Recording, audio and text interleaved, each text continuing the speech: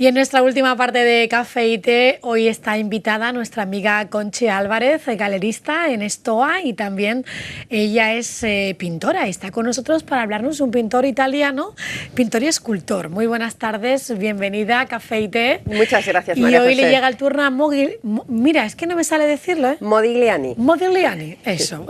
Si nos ponemos con el tonito italiano nos sale mejor. Bueno, podemos incluso dejarlo en Modi, que es como le conocían sus contemporáneos en París, Modi. Oye, de Modi vamos a hablar hoy de su pintura, de cómo es una pintura que está muy reconocida y escultura también, y que a la misma vez ha tenido y tiene muchos falsificadores, ¿no? Totalmente. Sí. Se cuentan por cientos las obras que sabemos que están falsificadas de él, es fácil de falsificar. Pero bueno, hay un comité de expertos que siempre, digamos, pasan su visión de rayos X y terminan por decidir cuáles son verdaderos y cuáles no. No hay un catálogo definitivo de él, y lo que sí sabemos es que gusta mucho y que en las subastas obtiene récords increíbles. El último récord fueron, en el año 2015, un desnudo de Modigliani que luego veremos, 170 millones de dólares. Bueno, se dice pronto, ¿eh? Por eso, yo creo que lo he elegido porque es un artista que gusta mucho, es muy universal, con mucha personalidad, muy cotizado, muy deseado, así que merece la pena que hablemos un poquito de él. Él pintó entre el siglo XIX y XX. Bueno, más bien en el siglo XX, porque 20, bueno, sí, él nació en el año 1884 y murió muy joven en el año 1920. Entonces, la mejor producción y más exquisita de Modigliani fue a partir de 1917, es decir, los últimos 3 años de su vida es cuando están las obras más excelsas, más exquisitas, más redondas, más perfectas, y bueno, pues murió realmente muy joven y con una vida pues muy triste. Aquí tenemos a Modigliani. Es el individuo que se ve a la izquierda, está en su estudio en París y va vestido con un traje de pana que le caracterizaba, un traje de pana marrón que se cuenta que se lo lavaban, y lo tenía siempre muy, muy impecable, se lo lavaban sus amantes. Tenía muchas amantes porque, como podemos ver, era un hombre muy atractivo. Sí, sí, muy era atractivo. un hombre muy guapo. Ahí está, un hombre muy guapo. Con mucha fuerza en la mirada, ¿eh? Totalmente. Él nació en Italia, en el Liorno, es una ciudad de la Toscana. La familia es una familia judía, una familia burguesa, y bueno, económicamente no estaban muy allá, pero la madre era una mujer muy exquisita, una mujer muy cultivada, y siempre hizo que Dedo, como le llamaban familiarmente en casa, leyese mucho y estuviese muy bien preparado. Cuando se prepara en Italia, tiene una formación exquisita de los principales artistas italianos, del Renacimiento, del Trecento italiano. Va a adorar esa etapa de la historia del arte, y bueno, pues con 22 años, muy jovencito, se va a París. Si querías ser alguien en el mundo del arte en aquellos momentos, tenías que ir a París, era la capital del arte. Claro. Y en la capital del arte, ahí lo vemos, es el de la izquierda de la fotografía, pues se va a echar de amigos y de conocidos a lo más granado y mejor de lo que había en esos momentos en la historia del arte. En el centro tenemos a Picasso, y a la derecha tenemos a André Salmón, que era un crítico de arte muy conocido y que les conseguía muchas influencias. Luego está con lo que yo siempre digo, siempre tienes que buscar ese contacto que te va a ayudar como artista para tirar adelante con tu obra. Claro, tienes que estar bien rodeado, porque siempre se ha dicho que no tiene padrino, no se bautiza. Entonces, cuando en ese ambiente parisino, claro, se está relacionando pues con Brancusi, que es un escultor, relacionando con Picasso, relacionando con lo mejor de lo mejor, los surrealistas, todos los sismos, todos los movimientos de la época, y todos tienen en común que en aquella época empiezan a admirar muchísimo el arte primitivo, el arte que no está mediatizado por toda la evolución de la propia historia del arte. Entonces vemos, en el centro vemos una máscara africana de Mali, y les vuelve locos. Hay una exposición en París de máscaras africanas, y a Picasso, a a Modigliani y al resto de contemporáneos les fascina, les parece que es lo más. De ahí las influencias. Exactamente. Entonces, a la izquierda he puesto un cuadro famosísimo de Picasso, que son Las señoritas de Aviñón. Exactamente. Y podemos ver en sus rostros esa influencia notoria de la máscara africana. Está ahí presente. Le ayudó, hacía esa síntesis que le hizo consagrar el cubismo. A la derecha vemos una escultura de nuestro Modigliani. En esa escultura podemos observar cómo la influencia de la máscara africana es absoluta y total. Junto con otros elementos, ¿a quién recuerda más? Es decir, esa búsqueda de la sencillez, pureza de líneas, ese concepto de abstracción de lo que es un rostro, que lo convierte casi en idólico, en una especie de ídolo, de algo inmanente, algo que ya supera a la propia persona para convertirse en un icono. Entonces, realmente ahí hay influencias de todo lo que es el arte primitivo del Mediterráneo, sumado a la máscara africana, nos da como resultado ese concepto de escultura. Si podemos volver a ver la fotografía, podremos observar la pintura, ¿no? La pintura. A la derecha vemos, al lado de la escultura, de ese busto realizado en piedra. Él, desde luego, trabaja en piedra durante 4 o 5 años casi en exclusiva. De hecho, él en sus tarjetas ponía que era escultor, se sentía muy escultor. Más que pintor. Pero él tenía problemas, era muy delicado de salud en temas respiratorios y, bueno, pues tenía tuberculosis también. Entonces tuvo que dejar de trabajar la piedra porque para no inhalar. Exactamente, el polvo le mataba. Y a la derecha vemos el resultado de esa síntesis y de esa influencia en su pintura. Ahí tenemos un retrato, él hizo muchísimos retratos y ese retrato es de la que será su compañera del alma, que es Jeanne Hébuterne. Y podemos pasar a la siguiente para ver más. Esta es Jeanne, él la conoce, ella era muy jovencita, tenía 19 años, se conocen en unos carnavales, se enamoran perdidamente, ella sobre todo se enamora perdidamente, una cosa impresionante. Se va a vivir con él, la familia de ella lo lleva muy mal, la relación de ella con este bohemio. Era bohemio y el aspecto de Modigliani no era muy bueno. Él, por ejemplo, siempre tenía en su estudio alcohol, estaba alcoholizado, consumía opiáceos, entonces no era para un padre de familia burgués como era el padre de Jeanne, no era lo mejor del mundo. Bueno, pues se van a vivir juntos y de hecho ella será su modelo para muchísimos cuadros. Podemos pasar a la siguiente fotografía. Aquí está. Aquí está. 3 diferentes obras donde ella es la protagonista. Fíjate, la pose que tiene es una pose muy influencia de autores de la Toscana y autores renacentistas. Siempre los colores también, ¿verdad? Todo. Ese concepto de la cabeza ladeada, esos ojos interesantísimos que en realidad muchas veces no tienen ni pupilas, son unos ojos como vacíos. Decía Calvo Serraller, un magnífico crítico de arte, que las figuras de Modigliani miran hacia adentro, se miran hacia adentro, más que mirar hacia afuera. Y también llama la atención los hombros, ¿no? Caídos. Sí.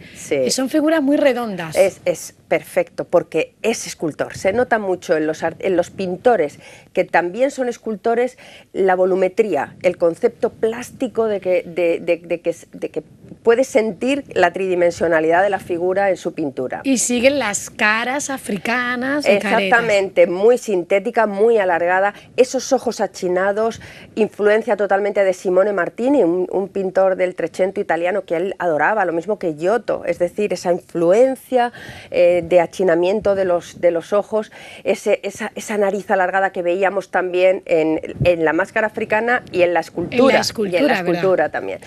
Bueno, de ahí que veamos que son muy fáciles estas que hemos visto antes de falsificar. Facilísimas de falsificar. Bueno, aquí es una pintura mucho más realista, ¿no?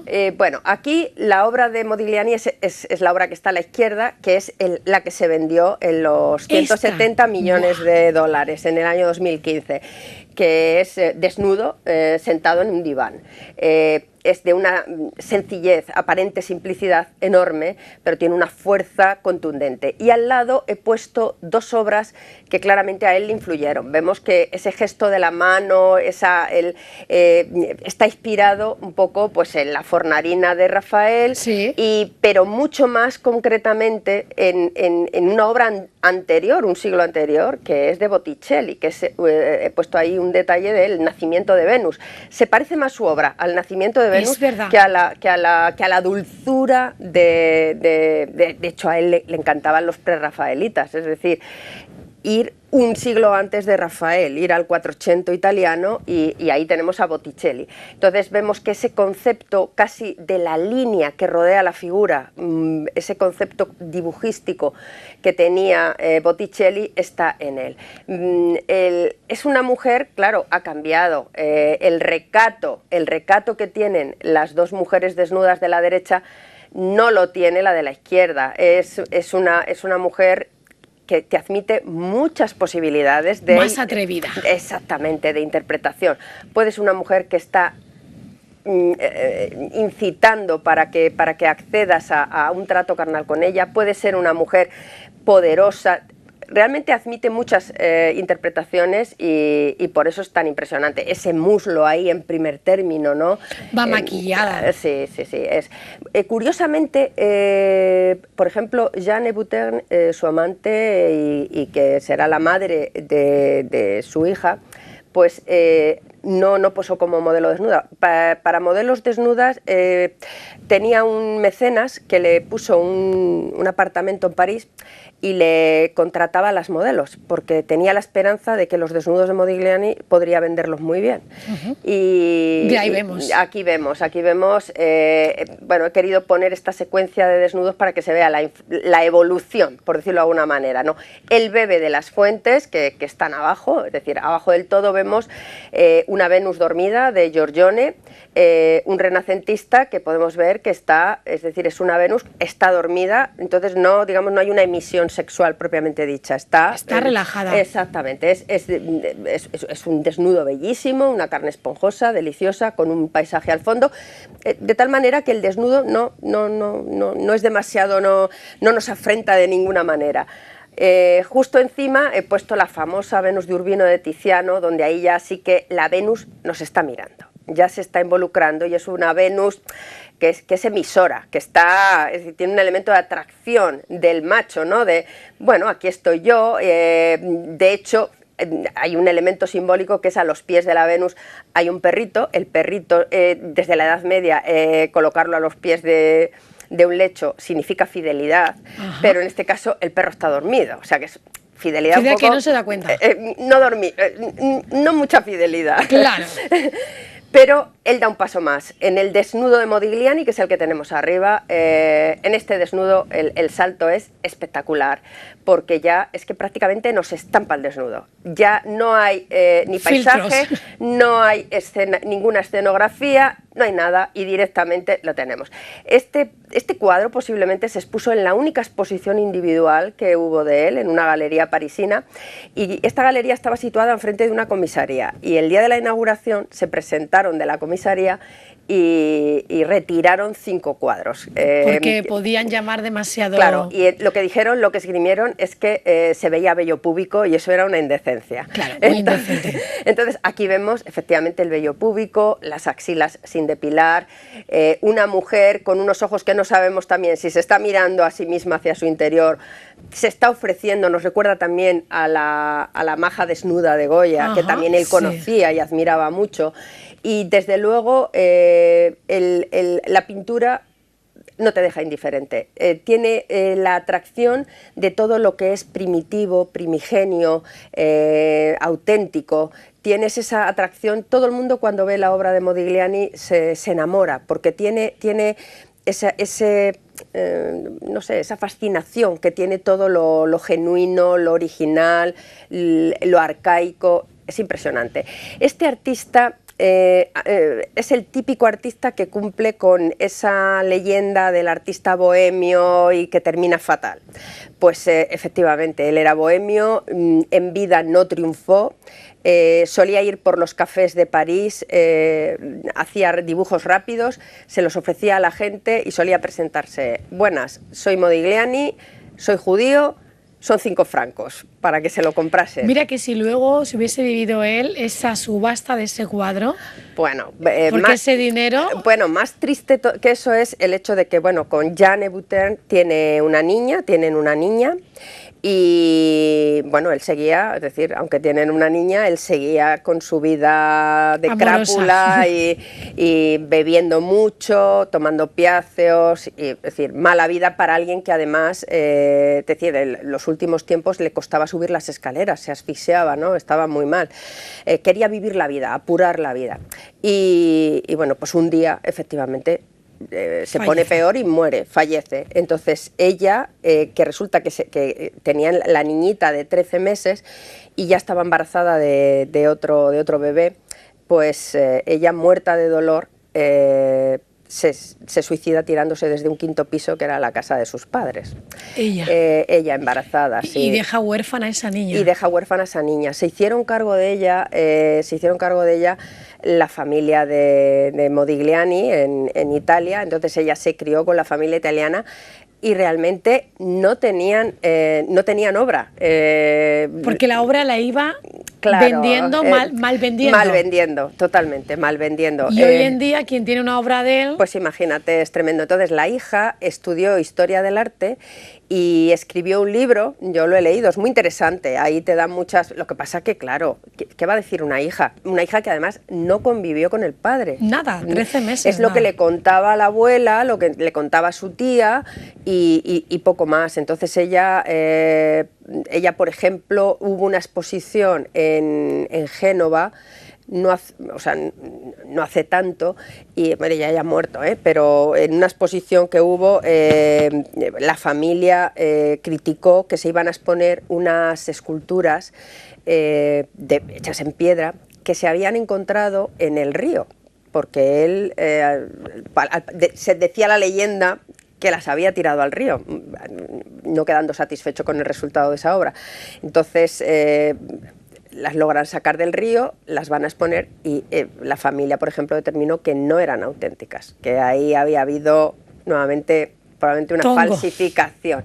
Entonces la vida de Modigliani es la vida de un personaje extraordinario que vivió en el París de los comienzos del siglo XX, donde estaban grandes genios como Picasso, ¿no? Braque, etcétera, y que fue un incomprendido, no triunfó y da mucha pena por eso. Y luego la terrible historia de la mujer que se suicida y los operarios que recogieron el cadáver. Esto es tristísimo, no sé si contarlo.